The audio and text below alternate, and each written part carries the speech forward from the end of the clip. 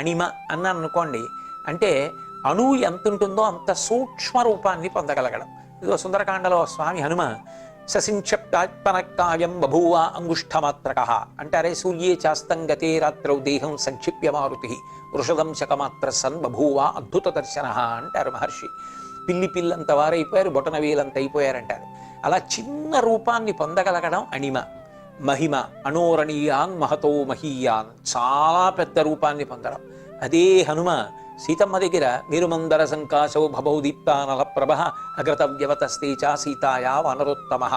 మేరు పర్వత శిఖరములు ఎలా ఉంటాయో మందర పర్వతం ఎలా ఉంటుందో అంత పెద్ద రూపాన్ని పొంది చూపించారు. అంత పెద్ద రూపాన్ని పొందగలగడం ఒక రకమైనటువంటి సిద్ధి. కాబట్టి అణిమ, మహిమ, గరిమ. గరిమ అంటే చాలా బరువైపోవడం.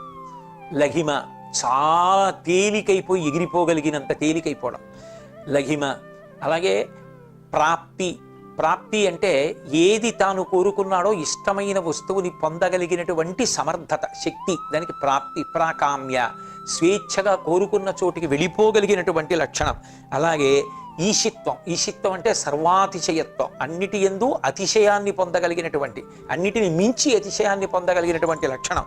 వసిత్వ ఇంద్రియములను స్వాధీనం చేసుకోగలిగినటువంటి గొప్పతనం. ఇంద్రియములను స్వాధీనం చేసుకోవడం అంత తేలికైన విషయం కాదు. ఎందుకంటే ఎన్ని మాటలైనా చెప్పచ్చు, ఎన్నైనా చెయ్యొచ్చు, కానీ ఇంద్రియాణి బలిష్టాని నియుక్తాని మానద అపక్వస్య ప్రకుర్వంతి వికారాం స్థాననీకచ అంటాడు దేవీ భాగవతంలో వ్యాస భగవానుడు. ఇంద్రియములను స్వాధీనం చేసుకోవడం అంత తేలిక విషయం కాదు. అవి అదును చూసి కాట్లు వేస్తాయి. అటువంటి ఇంద్రియములు స్వాధీనము చేసుకోగలిగినటువంటి శక్తికి వశిత్వము అని పిలుస్తారు. ఈ 8 రకములైనటువంటివి కూడా సిద్ధులే. అయితే నిజానికి ఇవి విభూతిగా సంక్రమించినప్పటికీ నిజమైనటువంటి సాధకుడు వీటి కోసమని తాపత్రయపడడం.